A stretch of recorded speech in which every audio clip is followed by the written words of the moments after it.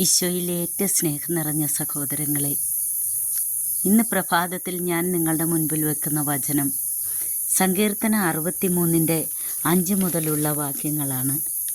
കിടക്കയിൽ ഞാൻ അങ്ങയെ ഓർക്കുകയും രാത്രിയാമങ്ങളിൽ അങ്ങയെക്കുറിച്ച് ധ്യാനിക്കുകയും ചെയ്യുമ്പോൾ ഞാൻ മജ്ജയും മോദസ്സും കൊണ്ടെന്ന പോലെ സംതൃപ്തി അടയുന്നു. എൻ്റെ അധരങ്ങൾ അങ്ങേക്ക് ആനന്ദഗാനം ആലപിക്കും. അവിടുന്ന് എൻ്റെ സഹായമാണ്. അങ്ങയുടെ ചിറകിൻ കീഴിൽ ഞാൻ ആനന്ദിക്കും. എൻ്റെ ആത്മാവ് അങ്ങയോട് ഒട്ടിച്ചേർന്നിരിക്കുന്നു. അങ്ങയുടെ വലതു കൈ എന്നെ താങ്ങി നിർത്തുന്നു.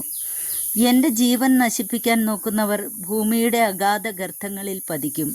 അവർ വാളിനിരയാകും. അവർ കുരുനരികൾക്ക് ഭക്ഷണമാകും. എന്നാൽ രാജാവ് ദൈവത്തിൽ സന്തോഷിക്കും. അവിടുത്തെ നാമത്തിൽ സത്യം ചെയ്യുന്നവർ അഭിമാനം കൊള്ളും.